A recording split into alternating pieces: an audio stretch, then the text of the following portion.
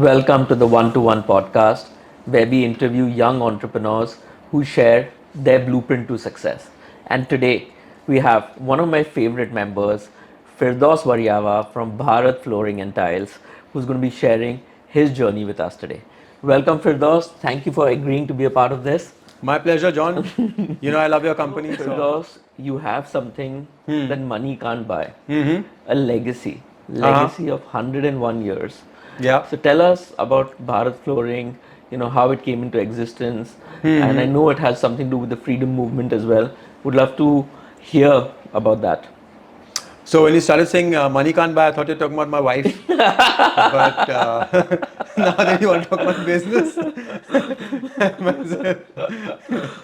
Yeah, so I was very lucky. Let's just say that this company has been blessed. I've been blessed because this company has been through so many ups and downs, right from the time that it started during the freedom movement to, over the years, shut down many times. It's shut operations many times, it's moved many times, and like a phoenix always rises from the ashes. Yeah.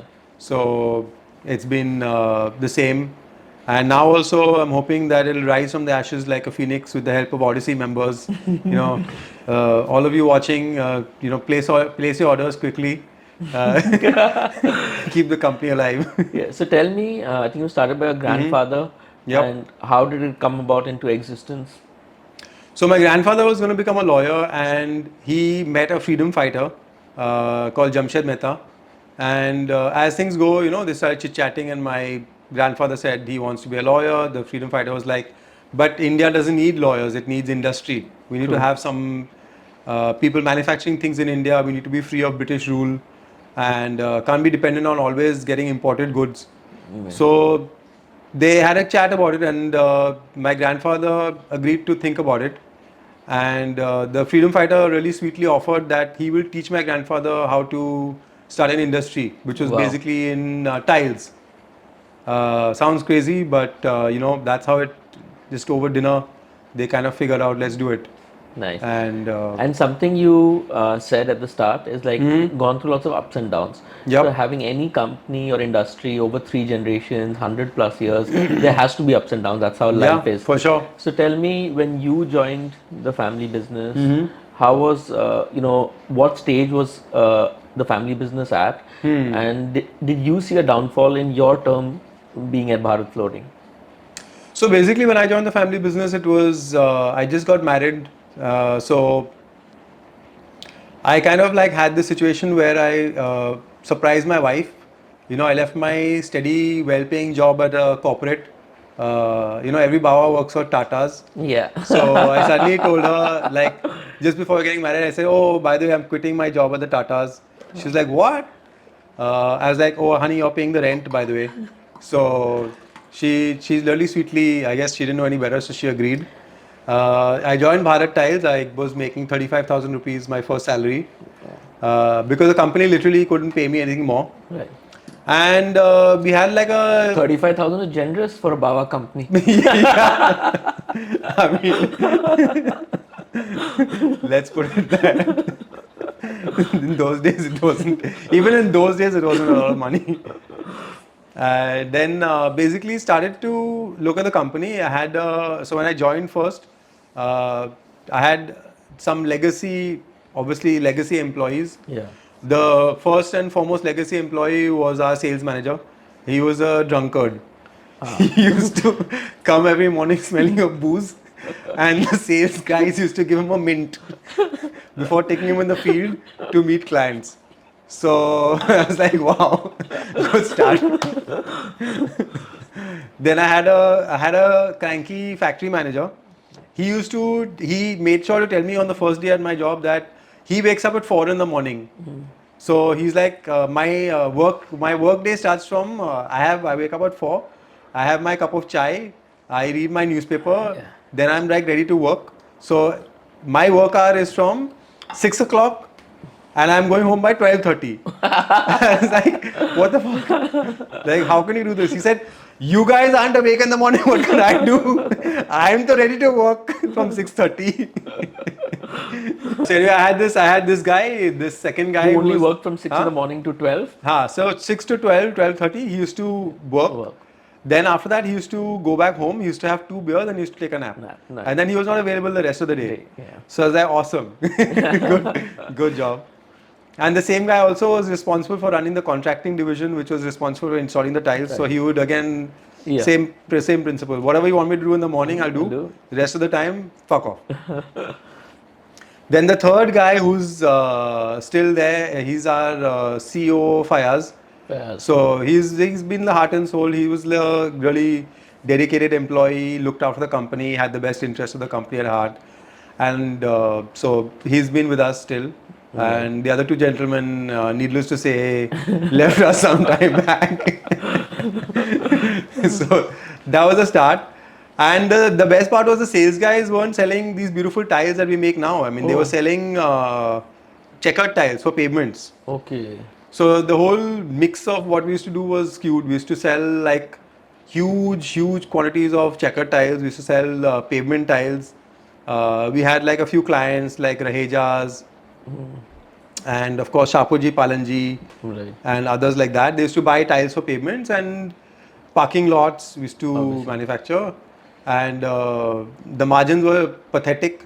Payments used to come like whenever the fuck they felt like it. When the clients feel like paying you, they used to pay you. And so from this little rocky start, then we started working. Right. So as you always tell me, I have an eye for beautiful things. Thanks. Yeah. Yes, you do. So I really saw the heritage tiles, which are the pattern tiles that we were making in those days, and I was like, wow, these are so beautiful. Yeah. So why not sell these instead? And the sales guys used to tell me that nobody wants them. They are too colorful. They had all the excuses like they're too colorful, they're too expensive, they're too this, they're too that, and then they didn't want to sell them. So And they were out of vogue in those days anyway. So they weren't out of vogue. Actually, the thing is that they were being used for heritage projects. Like we did a lot of heritage projects with them. Right. So the sales guys had this mindset, fixed will only go for mindset. heritage. They will only be used for heritage projects. So like when supposing, they wanted to do the BMC headquarters. Yeah. So sales guy be enthusiastic. Yes. Yeah. I can sell it for the heritage heritage tiles. Yeah. If they wanted to sell, normally if they went to architects or interior designers, anybody, they used to only sell the checker tiles. Right. They used to assume that they don't want it only. So what happened was that we used to do a lot of heritage projects. Like we did like Cathedral School, we did this place called Phillips Antiques, we did BMC headquarters, High Court, many heritage projects. Then one day, and the office by the way used to look like a Sarkari go down. Like basically there were, where you're sitting right now, there were all chairs and desks. This wasn't a showroom. The showroom was basically one, I don't know why, but it was basically like some 100 square feet ka showroom, which had some antiquated display. Right. So a lot of clients used to tell us that, look, I mean, the charm of coming to Bharat Tiles is like you feel like you're going to an antique shop and you're like hunting down that precious antique that you want. Yeah. Obviously, it's a kind of a backhanded compliment as well. Yeah. Yeah. So that was the thing. And then one day, one really pretty young architect walked in. Her name was Tejal Mathur. That was the first time I actually saw a good-looking lady walk into our showroom. Others used to be all old guys with mustaches and stuff. Like heritage architects aren't necessarily the most trendy-looking guys. Yeah. So this young lady walked in. She said, "I'm doing my one restaurant in Bandra, and I want to make it look like my grandmother just died and left me this bungalow. Oh. So my grandmother's bungalow, I want tiles for that." So I was like enthusiastic, yeah, obviously. A restaurant and Restaurant, pretty lady, and want heritage tiles. So I started to work with her. We came up with a lot of designs, and at the end of it, Pali Village Cafe was born. Oh, wow. Yeah, and Pali Village Cafe became like this massive success. As everyone knows, the first Pali Village Cafe was a massive success, though a short-lived success. It hardly lasted for 2 years. Right. In its original avatar. Yeah. because the partners who were at that time dating, they broke up. Oh. And they had an acrimonious breakup. Okay. Oh. So at the end of the breakup, they basically Pali will be a stepchild. no, it was like divided up. Okay. They were restaurateurs. So the girl, she went and moved Pali Village Cafe to down the road where it is now, and she got another designer to do it. Okay. And the guy got Pali Village Cafe and turned it into Joshi House. Joshi House. So now that original Pali Village Cafe became Joshi House. Okay. Anyway, long story short, we actually milked the shit out of Pali Village Cafe. We took photographs of it. We told everybody, like we made as big a deal. We told everybody that, look, you know, this Pali Village Cafe which you love going to is ours. And a lot of restaurant designers then started to look at Bharat Tiles as a good choice for restaurants. Yeah. So from that point onwards, actually, we got a good start in the restaurants. We did like so many restaurants now. And I think there was the pub culture, restaurant culture also like mushrooming. Yeah, mushrooming. Yeah. Mushrooming, correct. So we did a lot of restaurants and our tiles started to become more contemporary. And when we started becoming more contemporary, then there was, because heritage tiles, the margins were way better than checkered tiles, the footpath tiles. Yes. Obviously, footpath tiles, the margin was 1 rupee. Yeah. Heritage tile, I mean, I don't want to disclose what the margin is. Yeah, but you're wearing a Louis Vuitton belt, so I assume your margins are good.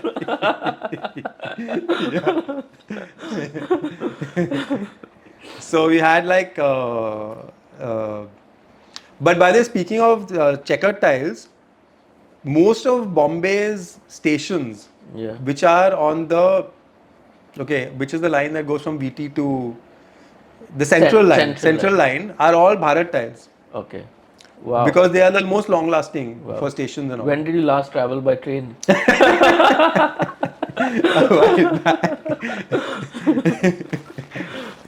So basically that's another side story that we made such good quality tiles because we used to use this really good ingredients. Yeah. Margins were low because we used good ingredients, and the railways discovered this. Nice. So they said this is like what we'll use for the the railway platforms, and many stations still have them. Nice. So now you've reduced the quality. You're going to say that. No, still. But now we don't actively sell checker tiles. I know. So we started selling heritage tiles, margins went up, then we started to invest in the company, we started to invest in showrooms, we made, you know, the sales force that we had slowly got better and better. We didn't have to have drunks anymore. We hired young guys, enthusiastic guys. So this rebranding, when you said we made it more contemporary, what was the back-end process to make it more contemporary? Do you reach out to architects, give ads somewhere, or how did you market? Because today BFT is a brand. I've not met even one person in the interior space who hasn't heard of the brand or you yourself. You're quite a celebrity yourself now. I'm sure you know that. But yeah, of course. Yeah. So now, how did that transition happen, or how did it make it more contemporary and in vogue? So one of the most, life has a way of bringing you the right people at the right time. So by chance, I met a schoolmate of mine called Sajid at some school reunion. Wow. And Sajid was a guy, he worked in Dubai. He not worked in Dubai, he had a branding agency in Dubai. And he said, Arey, my branch office in Bombay needs tiles for their renovation. They were renovating the branch office in Bombay. Yeah. They need tiles, so why don't you give us tiles and we'll give you branding. Right. And I mean, in those days though, it was like somebody's giving me a gift, right? Yeah, obviously. Like somebody is saying, I'll give you a branding. Right. So I jumped on it. I told Sajid's partner at that time, Roy, to do it. And he did a fab job.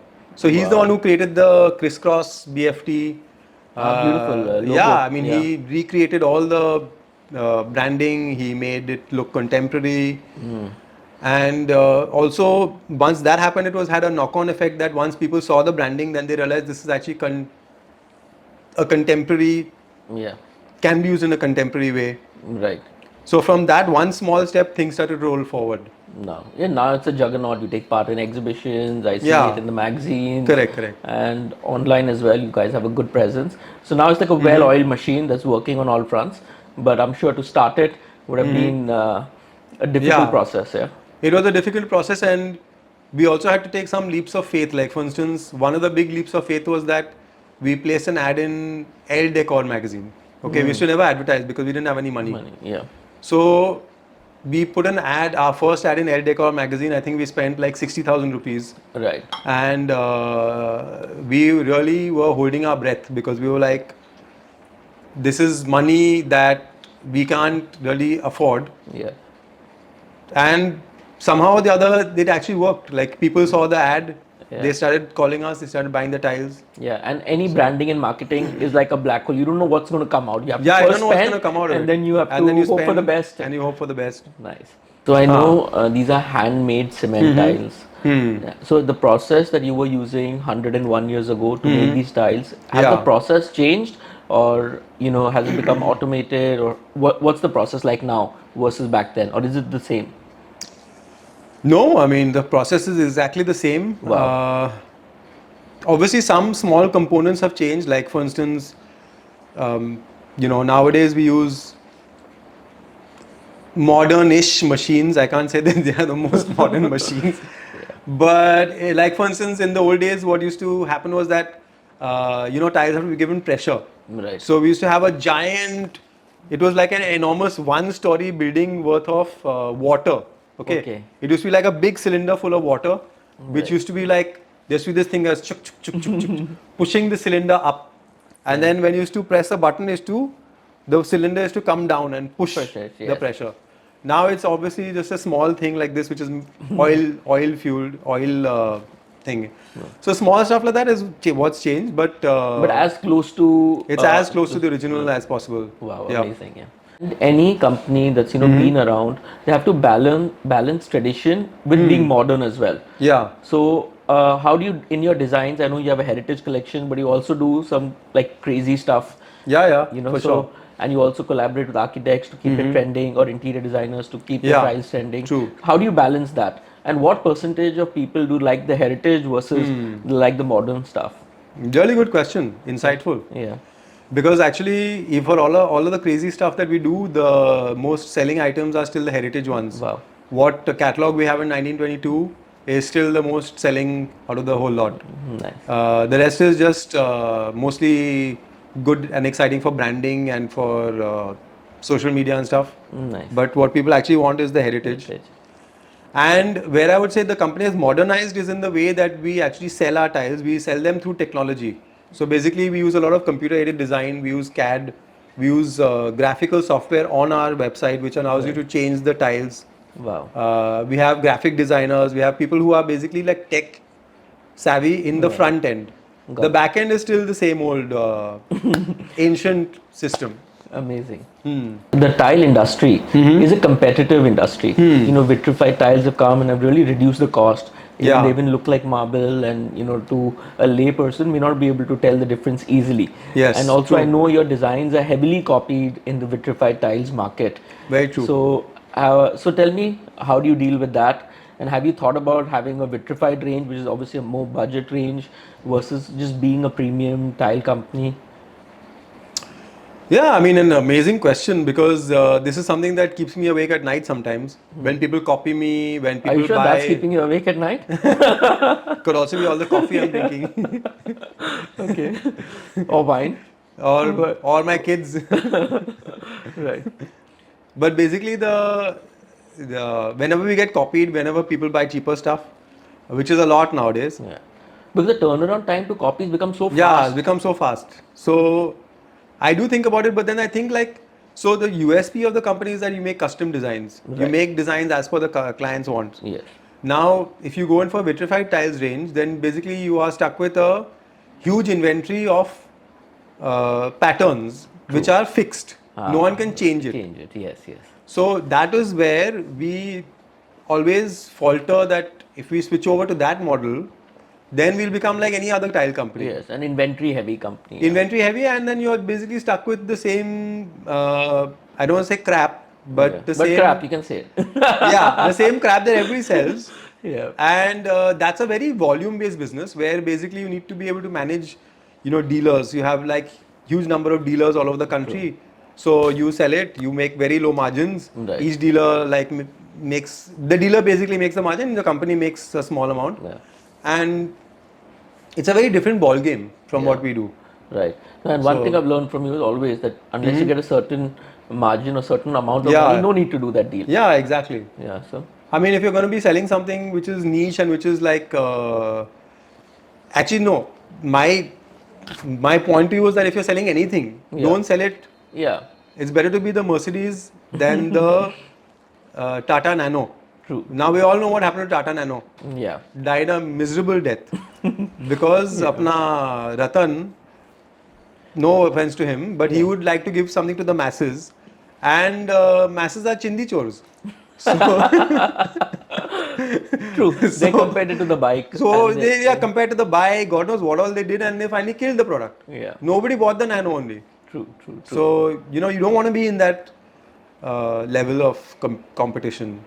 I think where we are at is a good place because we can actually spend on our clients, we spend on our service, we spend on design. Right. Bhale people copy us, but people copy Louis Vuitton also, yeah. That's true. Well said. Yeah. You are in the design industry. There's a lot of talk about sustainability, eco-friendly. Where does Bharat Flooring, stand on the sustainability scale, if there was? So nice question.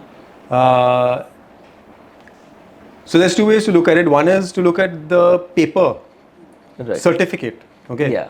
Now, if you look at the certificate, we have none. Right. But if you look at the fact that like the floor can last for like 80 or 90 years, like our first floor that we laid at Ready Money building over here, Oh.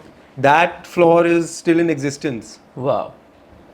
And I'm saying this to the audience. Like the first floor is still in existence. Like it never wears out. The floor never wears out. It lasts as long as the building. True. So if you're actually talking about saving the earth, then what better way to save the earth by using a flooring that is going to last forever, right? Obviously. A. Yeah. B is that the products themselves are heavily use a heavy amount of recycled material, such as stone, the kind of chips. The materials that go into the tiles themselves are actually recycled. Right. So we don't tell people that because the moment you tell an Indian that you're using recycled material, they say, "Arey, you should be free. It should be free." So we actually don't stress on that, but actually we use a lot of waste materials from other industries. Got it. So the tradition, now this is really something really interesting about, like for instance, terrazzo. So, after World War II, there were a lot of bombed buildings, a lot of destroyed places in Italy because they had the war. Right. So Italians are the ones who came up with terrazzo. Oh. By using the destroyed things, they combined it with cement and made it into tiles. Wow. Okay. Interesting trivia. I didn't know that. Yeah, that is the origin of terrazzo. Is that because Italians are the good Jews of India? Sorry, let me just put that again. Italians are the good Jews of Europe. Okay, they are very frugal, economical, and they are jugadus. Right. So they did this jugad back then, that they converted their waste into tiles. Wow. So basically, if you look at it from this point of view, yes, we are very eco-friendly. But if you look at it from the paper point of view, we have nothing. Fair enough. Thank you for sharing. Now, where do you see Bharat Flooring fit into the next 5, 10, 15 years? Evolving. I would love to know your thought process on that. Yeah, I think like the first and most foremost thing is that we are trying to become a more process-oriented company. So to that end, like we've taken up ISO. We've become an ISO 9000 company. Nice. A lot of the materials that we're using nowadays are, for instance, more modern. So the other day I gave a presentation on epoxy terrazzo, Yes. which is a more modern product. Yes. We also like expanding our reach. We are looking at some aspects of mechanization where we can, because we also recognize that India is going to face a big problem. In the future, labor is not going to be cheap. Yes. And whatever labor is currently cheap is being swallowed up by this Swiggy, Uber and Grofer and all that. Right. Those businesses are swallowing up all the cheap labor. Guy prefers to do that kind of work rather than come to a factory and do manual labor. Fair enough. Fair enough. I would also prefer it, Yeah. if I had to True. just cycle around this thing and deliver easier you, than you actually pay to cycle around. yeah. At least they're getting paid. I cycle. But we'll come to that in the other segment. So we recognize that the pool of labor that is going to be in the manual business is going to keep on shrinking. So we are keeping pace with that by mechanizing certain things, and I think that's how we'll have to look at the next 15 years. First is like getting more money for what you do, which can only come from exports probably, Yeah, because people abroad appreciate obviously. and can pay. And in India itself, reduce the cost by not having such a huge amount of labor intensive work. Great, Two things. Great. And any markets that you have identified for exports? Yeah, if and Habibi. when? Habibi, Dubai, Dubai, Saudi. Dubai, Saudi, Middle East. Yeah. I mean, they're that's manifesting it on the podcast. Let's see where it we goes. should really manifest it and do it, because we went to Dubai and our first order in Dubai, the very first order was like 1 crore. Wow. So Nice. that's the kind of cash that people have in Dubai, right? They're doing like a whole villa development, and Yeah, then and also they have space, they have they have size. space, they have style, and the best part is that the spaces are huge. Huge, They're not exactly. like our Bombay apartments, you know. Here we are cramped for space for sure. Yeah, we're cramped for space. I don't know where I'd gone in Dubai recently. In fact, the entire flooring was that cement look Yeah, flooring. yeah. Did I send you a photo of that? I think you did. I'm not I sure. think, yeah, I think it was one of the really premium buildings. So like I think it was in a premium mall. That Yes. I'd gone one entire Correct, floor correct. was Because these things are not seen over there. So you Yeah. know the thing is that they have With so some used lines to, and all with going lines through. and all. Yeah, they are so used to marble over there. So the marble industry is killed. That I mean they're everywhere. Marble is a part of Dubai's city. city, right? So Firdaus, thank you for sharing about your work. Yeah. But I know you as a person and as a friend, and you have a lot of extracurricular activities that you take part of. I don't know how you get time. John, if my wife is watching this, let's not talk about all that stuff on this podcast. I mean, I We're want to talking stay about married. we're talking about the Think of the kids.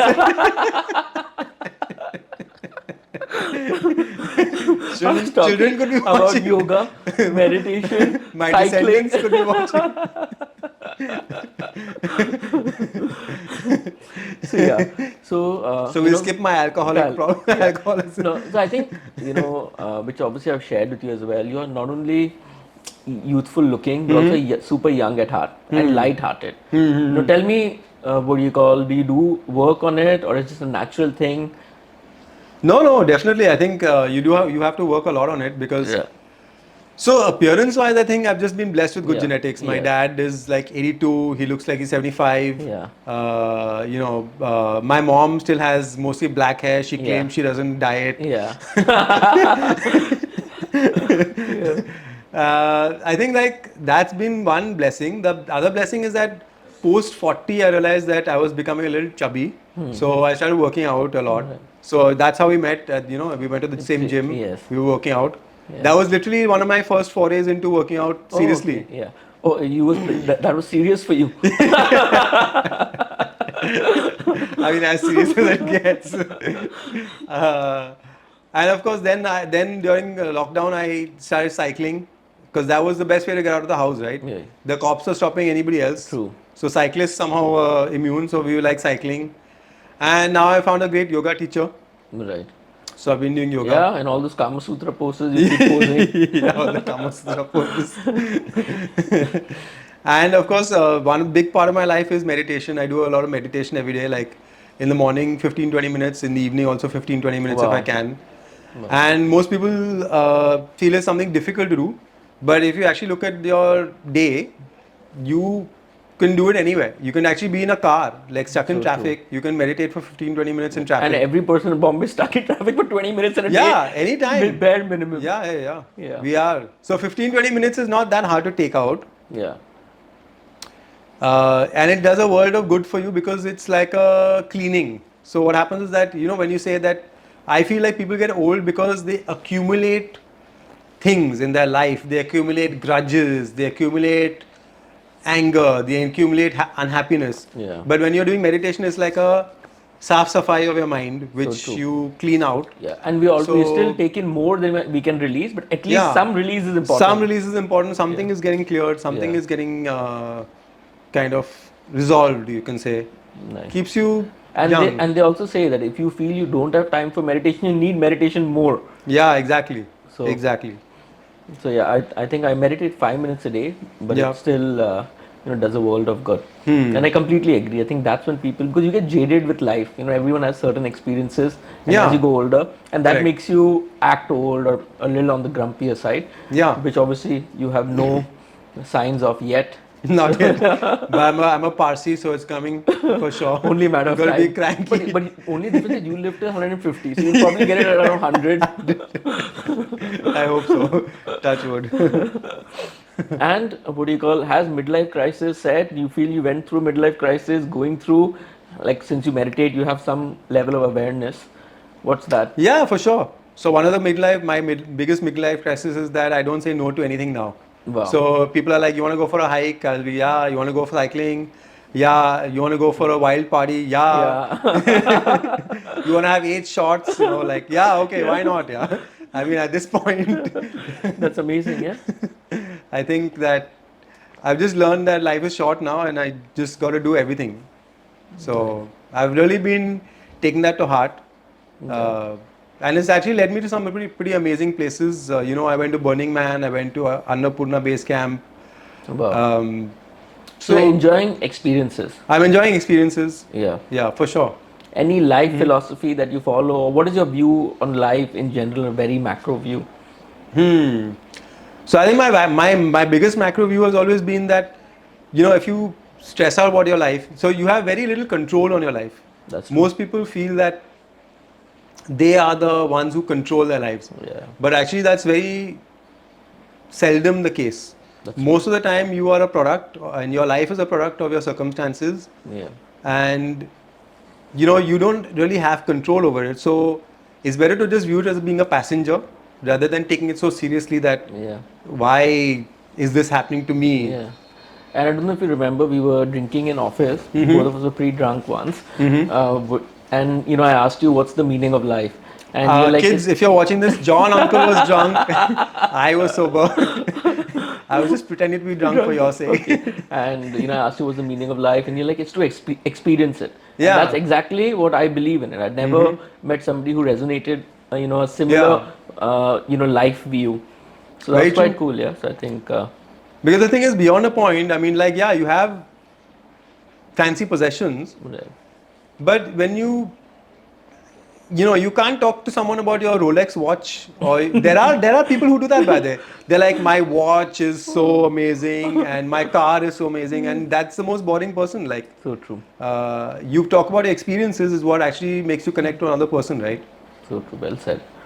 And two things, obviously, you love your kids, and you also love socializing. And so how do you balance work life with partying, with cycling, with meditating? Man, like a lot of balls being juggled. Yeah, true. And I think that's one of the things that my wife always talks about when she gets angry with me. Yeah. Is that Your balls are juggling. So what she tells me is that I tend to compartmentalize things. So when I'm actually with the kids now, Yeah. like I demand their attention. Wow. I'm a very Irritable person. irritating person. Irritating person. Yeah. So I have because of so when I want to spend time with somebody, like Yeah. if it's my kids or my wife or anybody, so I just go after them, Hound whatever them. they do, hound them until they drop whatever they're doing, and then they have to come and hang out with me. Okay, fair. Okay, that's my philosophy. So Right. if I compartmentalize things, and then I feel very pleased that now I've done my bit, Okay. I've spent my time Now with my two little kids. suckers. Now I'm going to party. Nice. So like when you're spending time with the kids, it's like about them. You're not like distracted. Yeah, You're yeah. able to be in the present and do that. Yeah. I think that's very important as well. Yeah. I think life is designed as such. The amount of time may not be able to spend, but quality is definitely in our control, right? Yeah. So I think It is. If you're able to do that, that's phenomenal. Yeah. Yeah, because the thing is that I found that otherwise it was all half-hearted, right? You meet them half-heartedly, you're distracted by your phone, or you want to just idly chit chat, listening to them. But in that 1 hour or whatever that you get together, which you're Yeah. concentratedly, you actually have a deeper conversation with your kids or your spouse or whoever. And sometimes that's better than 2 or 3 hours spent just waffling and doing nothing. Well said. So Firdaus, your wife is smart, pretty. How's it being married to such a smart lady? That's a really good question because actually that was one of the biggest shocks and surprises to me. I met her at this place called ISB. Right. So in Hyderabad, Yeah. ISB was just, she was the second World batch at famous, ISB. yeah. But back then I didn't know it was world famous. Okay. And I discovered this later. I mean, we started dating and everything, and then somebody told me that wow, ISB is a great university and it's smart. It's like on the level as I am. Right. And I was like, seriously? Like these guys all have a good time and party. Like what IIM level of studies are they doing? That was one thing I discovered. And then later on also, she told me that she's been a topper in her school and college all her life. And I was like, what the hell is this, man? Like, because literally, I couldn't have gotten more than 50 or 60% all my life in school, right? So I was a little surprised that such a smart girl fell for me. Yeah. But actually, it's worked out well because I think apart from being smart, she's also pretty simple. Very grounded, yeah. Yeah, very grounded, like no huge demands in life. Yeah. And so that's always been a great thing because I'm conjuice. So if I had to marry a girl who wanted remember you asked me those 3 things about you? I had said conjuice. Conjuice, yeah. I don't know if it's Bawas who are conjuice in general or just me. But you're much better. You're good, yeah. But I attribute this to the start of my career as a diamond smuggler with Gujus. Fair enough. In Singapore. Singapore, yeah. So they kept a tight leash there. They kept a tight leash and they used to really count every penny. If I said I went to eat a sandwich, then they used to be like, show me the wrapper. Oh my God. You want $5 for a sandwich? Where's the wrapper? Something that you mentioned, I want to pick up on that. You said I never got more than 50-60% in school. And obviously, now that I look at you, you're doing really well. I know you're doing really well. And, Bharat Flooring is also doing amazing. But, how was that transition? Because at those days, if you're not really smart in school, you always feel that maybe something is off, something is wrong with me. And how do you get from there till here? Tell me, how was that journey? So actually the journey in academics has been academics and me have had a fairly crappy relationship. Right. I always believed that all the stuff that I was learning in school was completely useless. Right. I didn't like most of my teachers. There were a few teachers who were good. Yeah. The rest of them were like boring. So I never took any efforts. True. The few teachers who were good, I used to really put in my efforts and do well. But the rest of them, so I never really felt like motivated to do well. And I always view my classmates who did well as being suckers. Right. And the best part was that my parents took me out of BIS and they put me in a school called Rishi Valley, Right. where the focus was not on studies. Oh, wow. So, in fact, there were many parents who used to complain to the school that my child is a duffer, you're not teaching my child anything, and they used to say the child will learn. Right now, they've gone for a hike, they've gone to see cows getting milked in the dairy, they've gone to learn how vegetables are grown. Yeah. Why are you so anxious about their grades? They'll do fine. Yeah. And so, when I was in that kind of background also. So, Rishi Valley made you hippie? Yeah. Yeah? Yeah. There was literally no emphasis on studies. Wow. Even in the 10th standard, they had, they obviously said, please study because your final exams are coming and we don't want you to fail. Right. But there was no huge pressure like That's on amazing the school. to see at those days, school emphasizing, overall growth than just like, being studious at that time. So that's amazing. So, like I think if I look at my school years, I spent a fair amount of time. So, I took great photos during that thing. We did that course together. Yes. So I learned photography in school. Oh. At the age of 7 or 8, they had a photography course. Amazing. Or 7th or 8th standard, they had a photography course. Amazing. I've done pottery, I've done photography, carpentry, you name it. We did amazing things in school. I've taken part in a Bharatnatyam ballet where I was a fisherman. Oh, nice. So all kinds of shit. Interesting. Yeah. Wow. Amazing. So I think for anybody watching that not doing that well in school is no, or not or doing very well in school is no guarantee for Yeah, success in life. So I not at think, all. but nowadays I think emphasis is much more on overall growth. We see our kids also going to school. The way the language of the school is slightly different than what it was back in the day. For So sure. that's good to see. So tell me about your nature. You're also a nature lover, borderline hippie, nudist, or a wannabe nudist. Because people won't allow it. Otherwise, we'll be having an interview without clothes.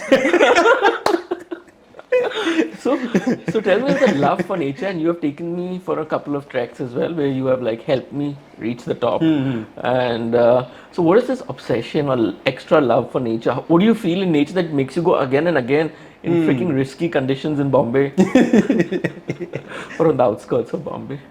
So I think that one of the best parts of growing up with my parents was that they had a heavy emphasis on trekking. So again, from the age of like, I think my earliest memory of a trek is when I was 3 years old. Yeah. Oh. So this Annapurna base camp trek that I went for now, Yeah. I've actually done that when I was 3 years old. Wow. And I was obviously carried on the back of a porter. I didn't do it actually Yeah. walking. Yeah. I was carried, but I have memories of seeing Wow. snow and stuff from when I was. So it was like imprinted on me from an early age that being in nature is beautiful. Yeah. Been for a lot of treks. I've been to Everest Base Camp at the age of 9, Wow. which I walked myself, no carriage. Oh, wow. Yeah. Okay, that's amazing. Yeah. So even now I love walking and going trekking. And Rishi Valley itself had 300 acres of land, most of which was wilderness, Wow. and 300 students. So it was literally like 1 acre per student. Yeah. Oh, amazing. So Firdaus, with that, we come to our first rapid fire. This is your professional and personal rapid fire. Ooh, I'm Yeah. scared now. You better be.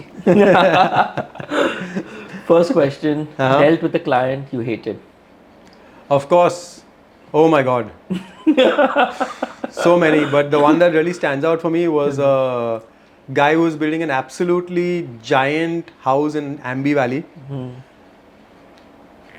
Nastiest person I've ever met. So, they say that money can't buy you happiness. Yeah. Money can't buy you good nature also. Yeah, that's for sure. Nasty, dirty character. I've never been treated so badly in my life by this person. And in fact, he was so nasty that during pandemic, just when we were kicked and down, he tried to kick me further by asking me to waive off some more money from my, this thing is nasty person. Crazy. Yep. Gone to a site where they've used your tiles, Uh-huh. but you have hated that site, the way it's come out. Yeah. Because I think interior design is subjective. Yes. So I have been to a few places like that where they've used a beautiful floor, but unfortunately the rest of the house didn't gel with that. Right. And me, John, I just say, what a great house. That was going to be my next question. Have you lied and never told the client it's a great house? Of course. I hope you didn't do that to my house. Your house is tastefully done, luckily. I'll never know. No. You have a Parsi interior decorator. She can't go wrong. Yeah. Okay. She's got Early taste. bird or night owl? Early bird for sure. Trekking or cycling? Ah, good one. I think trekking. Really, yep, definitely.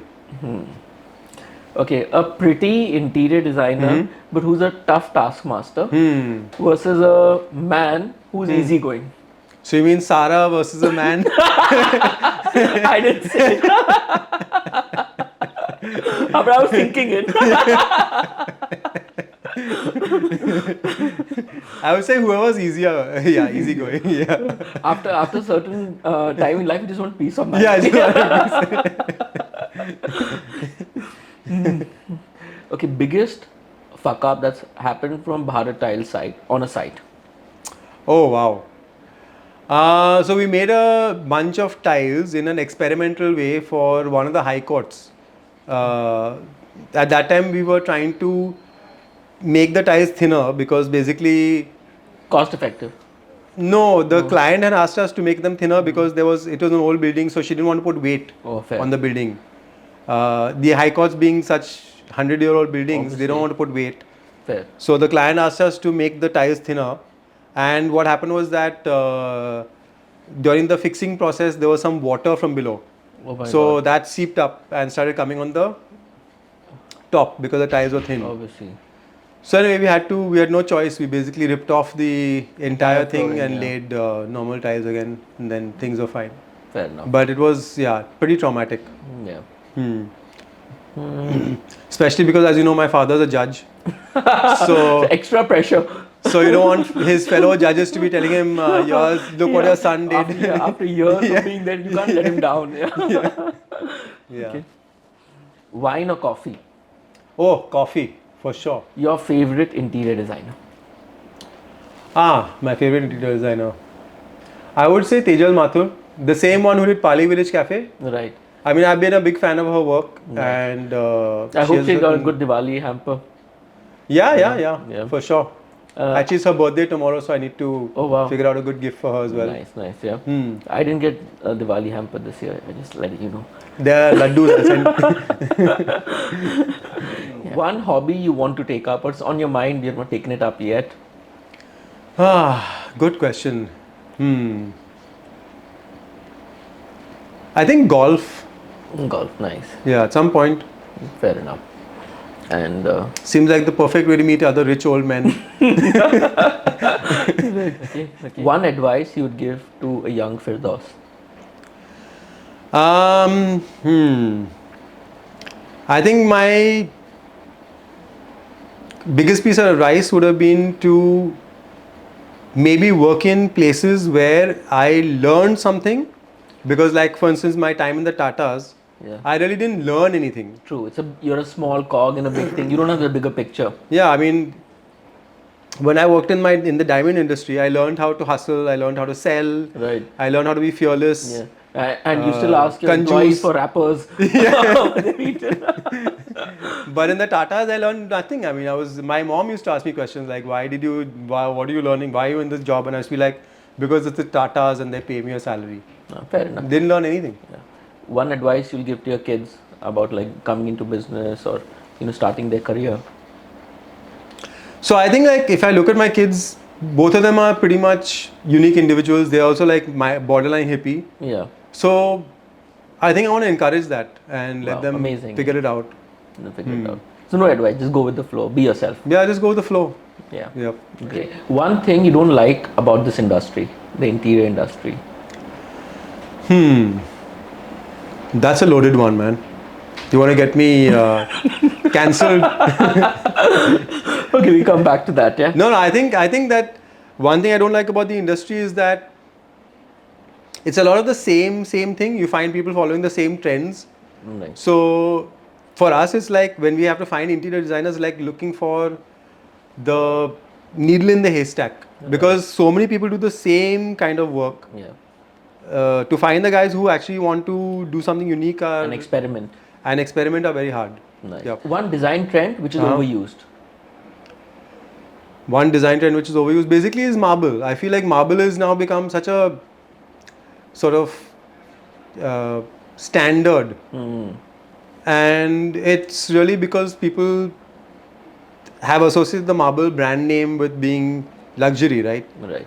So even a not luxury apartment feels that now they've entered into the realm of luxury by just putting marble, Fair. which I feel is like overdone. Okay. Happiness is? Happiness is going to sleep at 9:30. With whom?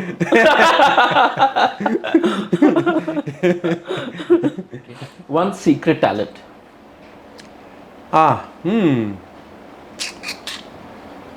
That's a good one, man. I mean, obviously, I think it's now not a secret, but my yoga postures, which I can do now. That's amazing. It is. Yeah, it's like a semi-secret talent. Yeah. But I don't want to say I look like Baba Ramdev, but but I look better than him. right. Last time you fought with Nidhi, or last time she yelled at you? You know, the advantage of having kids is that they get the yellings, and the enough. husband mostly escapes Okay. nowadays. Okay, last time you said something in public where she got irritated with you because you know you have that. Oh yeah, for sure. I think on Sunday when we were having brunch, I don't know what all I said. Actually, it's the fault of the restaurant. It's a short window and you want to like have fun, have yeah, drinks just quickly. like quickly. Really overdoing it. Your favorite TV show?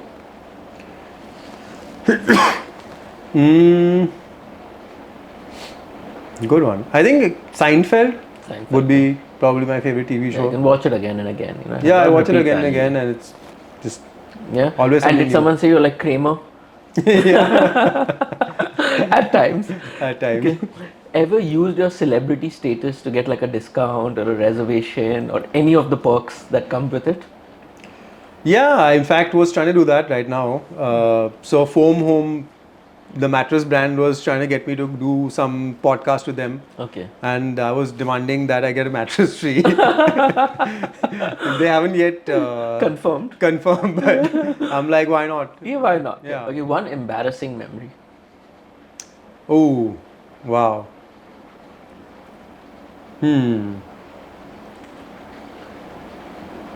I mean, there's so many to choose from. So literally, like the most recent one I can think of is that I was wearing. So when you go cycling, you have these shoes that clip on to the Right. pedals, Yeah. right? So I forgot that I had those shoes on. So I went cycling to meet these guys Yeah. and stopped near them, and then kind of just keeled over slowly and fell on the ground. It was really embarrassing. So how do you get it off? So you have to fall when you stop? No. So you have to twist it. Oh. Okay. So normally you just pull your leg out. Right, and then But stuck. Okay, yeah. here, if you pull your leg like that, it doesn't Stuck, come out. yeah. Okay. It's stuck. You have to twist your leg in a particular way. Wait, okay. So I forgot I was like supposed to twist it. So I'm like going down, and I'm like in slow motion going, falling on the ground. Okay, one thing that you bought, but like you like regret buying it.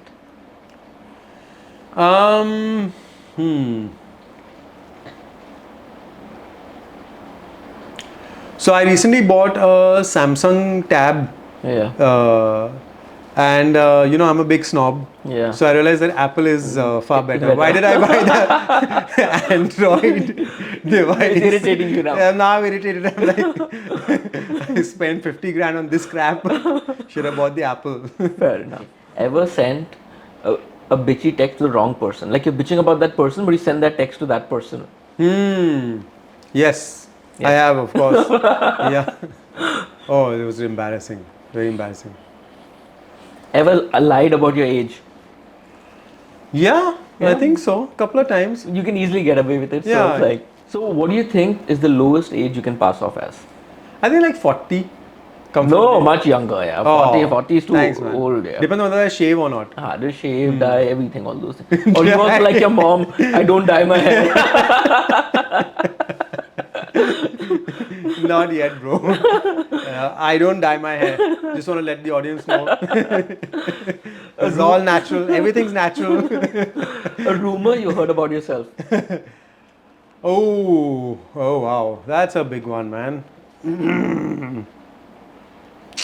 Crap. Why didn't you tell me some of them? I must have started a few. Okay, one misconception people have about you, or they assume that about you, but that's not actually the case. So they do assume that I'm a big party animal. But they don't realize that I'm the kind of person who likes to wake up at 5 in the morning. Exactly. So though I'm outgoing. That is true. That is true. So I have this thing that I I go to a party, I'm like, wee! And then at 10:30 on the dot, I'm like falling asleep. Fair enough. Yeah. So unless yeah. I give you shots at every 20 minutes. I need tremendous assistance. One celebrity whose house you would like to do. Who you've already not done. You've already done a plethora of celebrities. Cricketers, movie stars. That's a good one.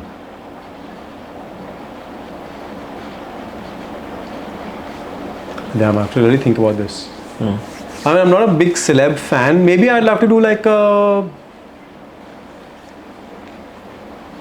like a Hollywood star's home, because I haven't done any Hollywood stars homes, or I'd love to do Ed Sheeran's homes. I love his music. Ah, nice. Yeah. Like that would be a cool guy to do the flooring for. Nice. Ever given an interior designer a discount because she was pretty? No, mostly we give them a discount because they are our industry, like part of the industry. So it's just like a standard thing. Okay, Interior fair. designers get massive discounts for their own use. Obviously, right? Yeah. So if you're an interior designer, come to us, get a massive discount. Most overused colors in interiors, according to you? Cream, white, yeah, that's pretty much. Wallpaper, thumbs up, thumbs down. Thumbs up. I think wallpaper is practical. You know, in the house, which is like the best area that you like to use BFT? Obviously, it can be used in the entire house, but any area that you like BFT being used more? The living room for sure. The living room. Yeah, living room. A most common design mistake you see people do in their house? So I think one of the common design mistakes that people make is that they make a kitchen in such a way that they assume that they will use it, but they never Good one. freaking No use one- it. The rarely. maid is using it, Well said. and so it looks like trash after a few years. What inspires you? So I think beauty does inspire me. I think design and beauty are two things which I have an eye for. True. And I'm always researching basically stuff that is cutting edge, what's really coming out from some of the good designers. Wow. Especially the past, because if you look at India, we are always like around 7 or 8 years behind the rest of the world in terms of design trends. Yeah. So always looking at that. Nice. Most challenging client request? So I mean, we've had lots of client requests. Mostly our most challenging client requests come from people who want us to do things very fast, because we are not really in the business of doing things fast. Because everything is customized, Yeah. made to order. Yep. True. So I had a very embarrassing conversation the other day over WhatsApp with somebody from Qatar.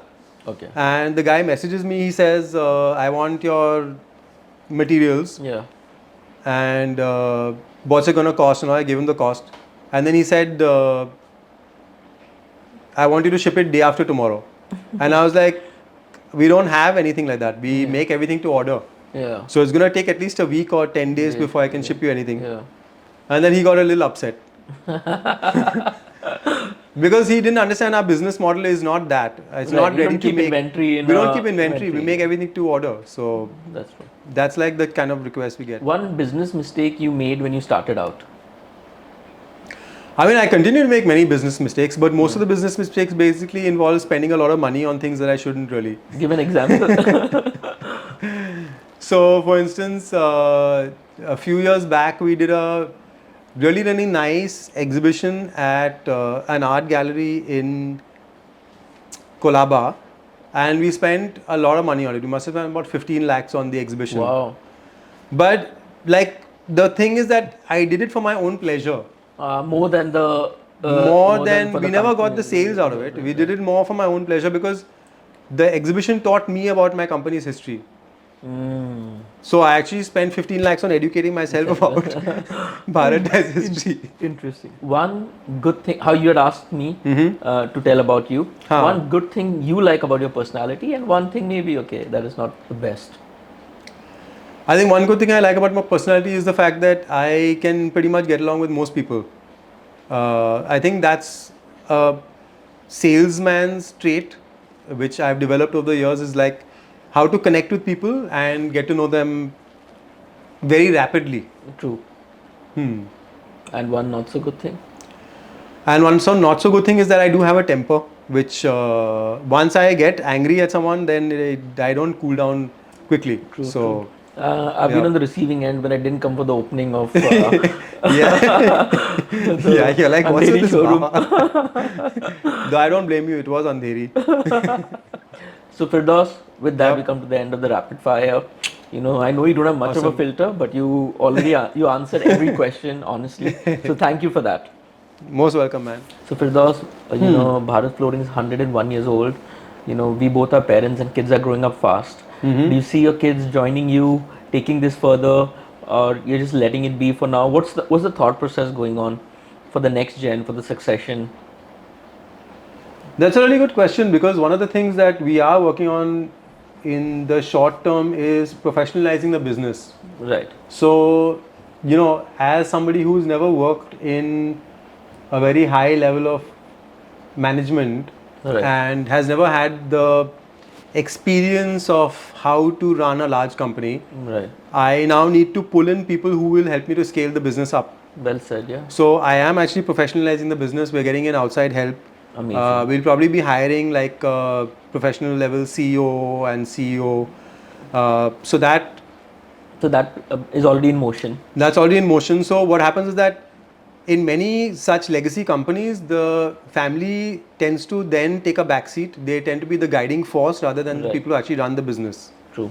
So even if the kids do decide to come on board, or they do decide that they want to be a part of the business, it may not be in the way that You have been. I am being a part. Like they may just end up being more upper level management, giving some guidance, networking, and things like that. Or on the boards like that. Nice. Thank you for sharing. Firdaus, I also know that about you, which I've never seen you speak about, is philanthropy. Yeah.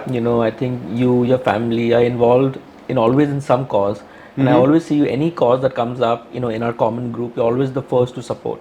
So I know Correct. philanthropy is a big part of your family and your culture.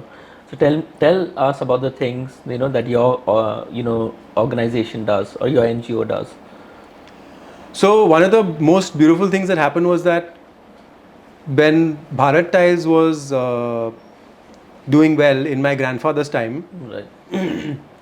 he set up a school in Yeah. Devlali. Wow.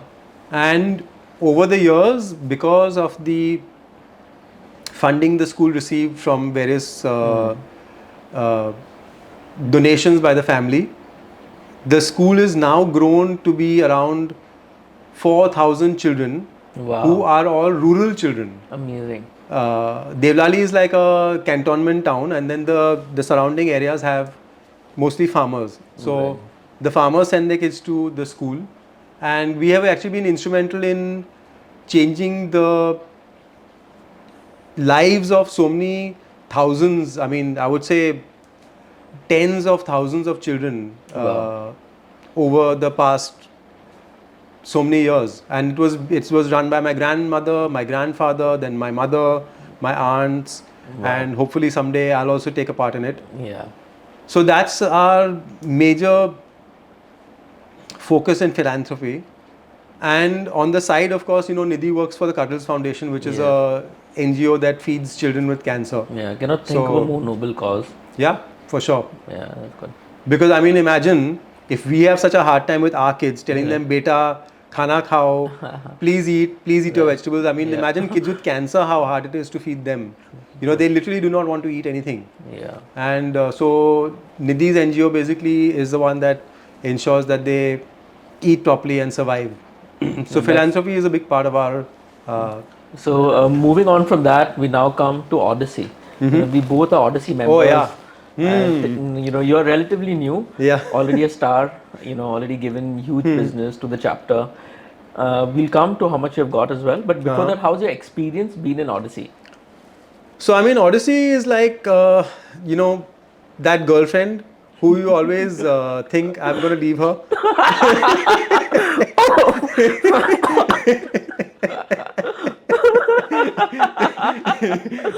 But then she does something amazing, and then you're like, actually she's not that bad.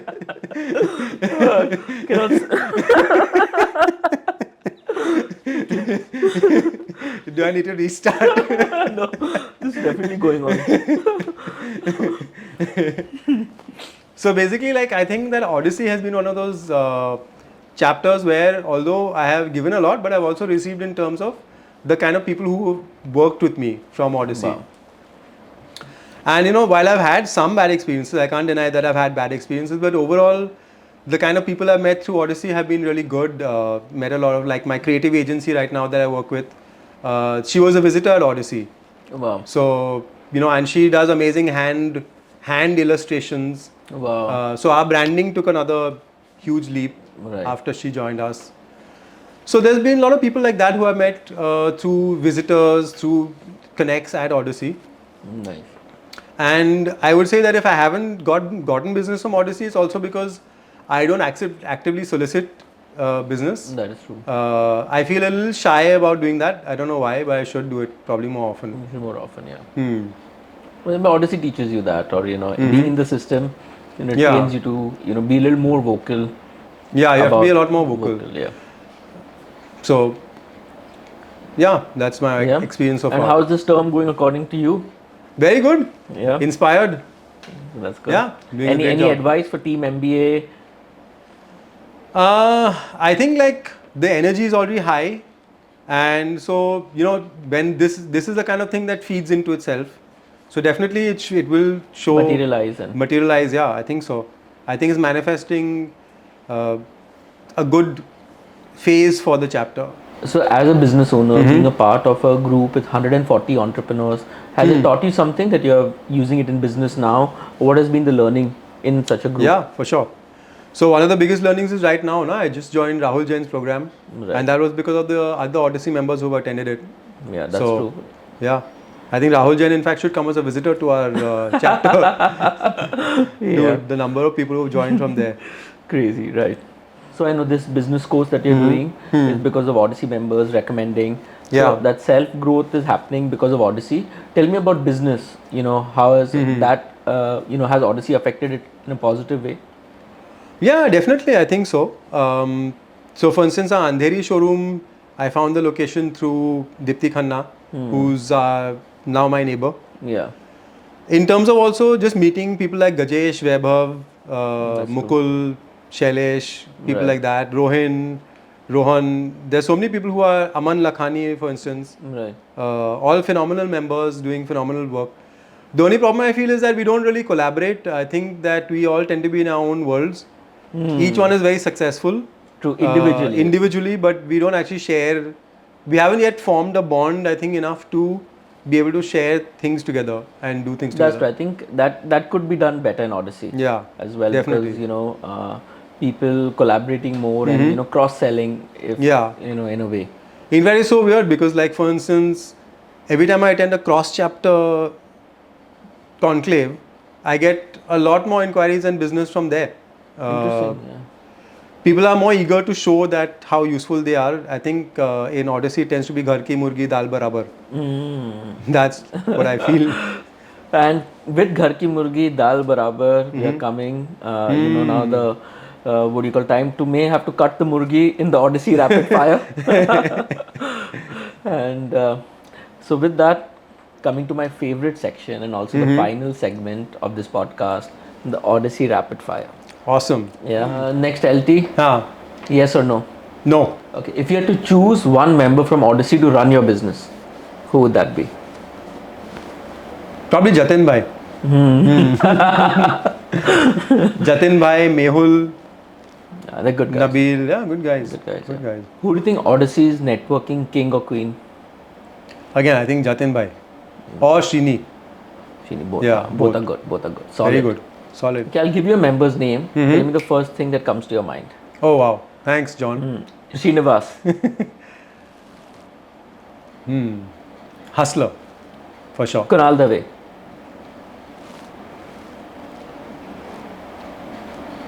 Godfather. Okay. Rohin. Ah, Rohin. Charmer. Yeah. Rohan Gupta. Rohan Gupta. He's like the male model of Odyssey. Heer Walia. Oh. Heel Walia. Beauty and brains. Beauty and Brain. Boss Lady. Boss lady, yeah. For Dipti. sure. Dipti also boss lady. For sure. Yep. Preeti. Paase. Preeti Paase, I would say Queen Bee. Queen Bee. Nitin Kanchandani. Party animal. Party animal. Or life of the party, you could say. Life of the party, Yeah. definitely. One ex-member you would want back. Huh.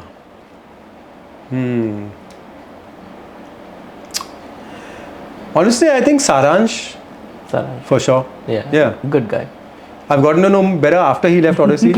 And then, One current member you want to be Oh. an ex. Slid in. that's a loaded one. Best thing about Odyssey?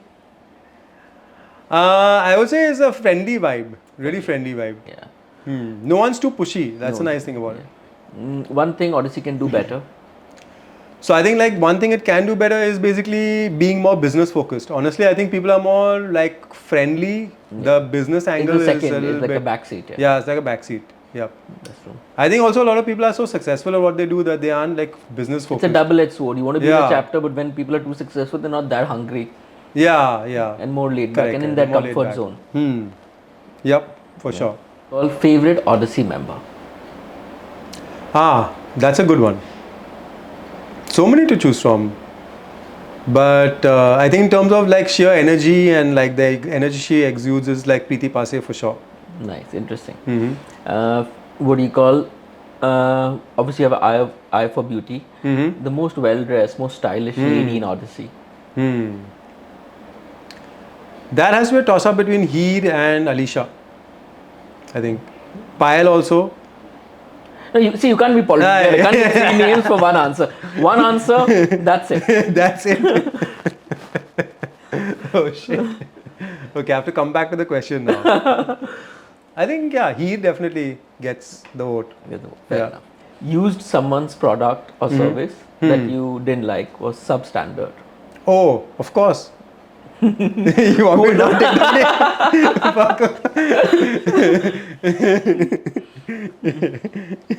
Okay. Favorite president so far or favorite LTT? I mean, I would say I have a recency bias, and I definitely really enjoyed the term of Ashwini because he was like a strict schoolmaster. Yeah. So that was like He brought some fun back to the meetings. He like in his own way. Yes, So, cracking the whip once in a while and good fun. yeah, good fun. One Odyssey member, male, who can up his style quotient. Oh God, the list could be long. Okay, no, John.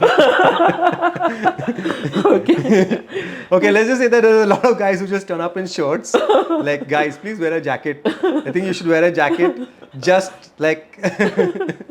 Okay, how do you keep yourself motivated to be a part of Odyssey? Because it's a commitment, it's a time commitment, Yeah, also definitely. energy-wise. So I think, like I said, Odyssey, every time I feel like demotivated, then I realize that just like any relationship, you have to look at all the good things that happened in the relationship. And I look at like the amazing people I met and the visitors especially. Yeah, So I think the really hope that people- Odyssey members work harder on getting more visitors because they are really amazing. Some of them have been outstanding. Nice. So, like we wouldn't have had Brian without, you're inviting him. Right. So you find those kind of people. Right, true. Amongst the new crop, one Odyssey member that stands out. Definitely Shweta Agarwal stands out. She's made a big name in a very short time. Yeah. And I mean, her branding, her presentation, everything is really on point. Nice. So, Yeah. Very and if aspirational. Firdaus gives it a thumbs up, it's definitely Yeah, right yeah. up there. Yeah. big thumbs up. What's your networking mantra? I think in Odyssey, my networking mantra is like be fearless, shameless. Whenever visitors come, just like go up, immediately meet them, Nice. hand them my card. Yeah. Referral you got from Odyssey. So I got a referral from Gajesh for DY Patil. Oh wow. It was a big order, but unfortunately because of time, price and things that didn't work out. But otherwise that was a really good referral. I think had it clicked, it would have been a big game changer. Nice. Okay, one member who's underrated in Odyssey. So I feel like Vishal Nichani is most underrated. Like every single thing I've tried of Vishal's has been delicious. And I think that he doesn't make as big a noise or like make that much of an impact, but his stuff is just outstanding. Well said. Good question. Especially because I'm health conscious. Yeah. One Odyssey party that you got really drunk at. The first that OPL party where I had 8 shots, that I was I was trashed. I had to sneak away and go home. I got a lot of calls after that. But I counted Neha and all the others called me next morning. I saw it on your stories. Yeah. Damn. And we have a socials on 25th November. It's going to be an I'll be encore ready. of that. You'll be Yeah. ready? Okay, I'm going to give you 5 Odyssey members' names. Rank them in preference. Preference of what? Your preference, Chutia? personal preference. What is this shit? No, that I'm not doing. Huh? Okay, if you had to be stuck on an island with one Odyssey member, who would you choose? Ooh, that's a good one.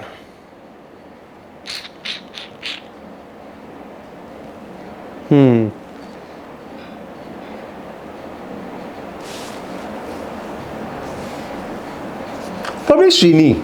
Murishing. Yeah. There'd never be a dull moment. Interesting. Definitely can't be a girl. Because after I come back from the island, I have to face my wife. Bastard. What are you doing on the island with that girl? With a chapter member for 8 months. Among the new members, who would be a good future president?